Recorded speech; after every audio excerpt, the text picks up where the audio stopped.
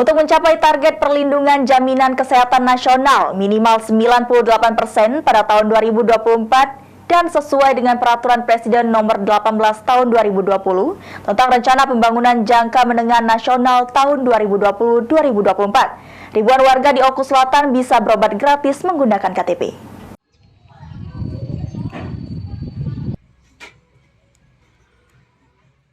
Dinas Kesehatan Kabupaten Oku Selatan memastikan 43.000 jiwa warga kurang mampu di Kabupaten Oku Selatan terhitung mulai September 2023 bisa menikmati program berkat atau berobat gratis pakai KTP.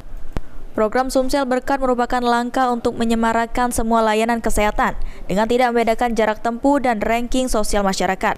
Untuk mencapai universal health coverage tersebut, Kabupaten Oku Selatan mendapatkan kuota sebanyak 43.000 jiwa yang masuk dalam program Sumsel Berkat atau terdaftar di Daftar Terpadu Kesejahteraan Sosial.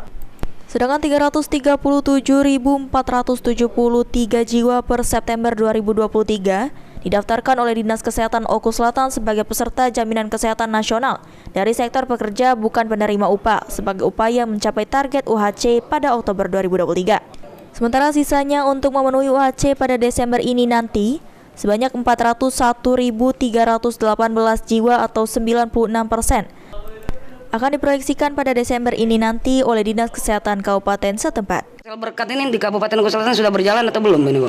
Di Oku Selatan kita sudah berjalan mulai bulan September kemarin. Jadi ini seluruh Sumsel sudah berjalan per September.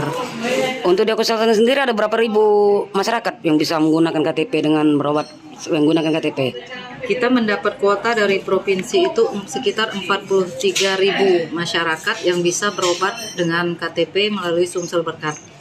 Jadi masyarakat bisa menggunakan KTP, cukup dengan KTP saja berobatnya? Ya, untuk yang Sumsel Berkat ini bisa menggunakan KTP dan ini diutamakan untuk masyarakat yang memang benar-benar kondisinya sudah benar-benar sakit dan sudah dirawat di rumah sakit. Itu yang kita utamakan. Sri Fitriana, PAL TV.